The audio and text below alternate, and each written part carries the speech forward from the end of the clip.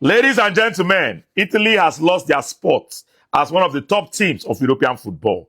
Italy is currently the Manchester United of European football. They are currently the mid-table team of European football, right? They have lost their spot completely.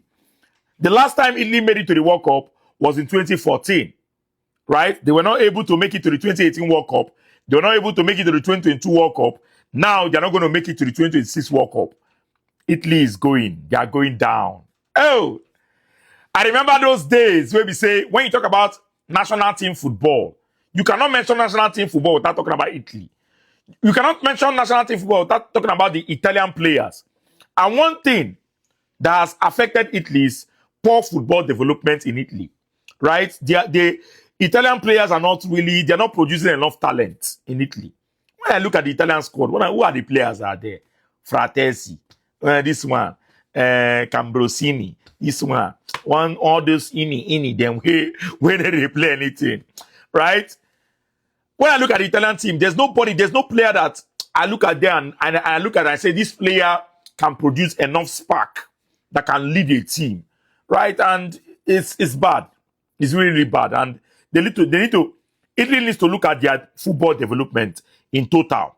They need to look at how they are developing players in the different Italian academies. What kind of players are they producing? Because football has gone past the era of, packing the bus, defending. No. You have to have some level of technicality. You have to have some level of flair. Look at Spain, for example. Look at France, for example. Look at their football development. Look at the kind of players that France produces. Look at the kind of players that Spain produces. Even England, right? Even Portugal. Look at the football development in these countries. Then look at the football development in Italy. It's going down the drain in terms of players that they are bringing out. Football has changed. It has gone past rigid, rugged, boy footballers, all those gidibo. No. You have to start producing technical players. You have to start producing skillful players. You have to start producing players that can change games. Although a lot of the blame for tonight's loss will go to Bastoni.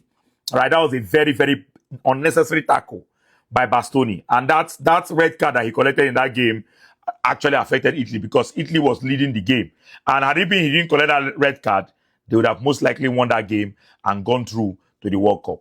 So Bastoni has to take a lot of the blame. But for an Italian team to be playing the playoffs, that says a lot about what is going on right now, with Italy. Anyways, massive congratulations to Bosnia for making it through to the World Cup. And also, Czech Republic, they won Denmark in penalties. Although I didn't really watch that game, but I'm surprised because I expected Denmark, to make it through.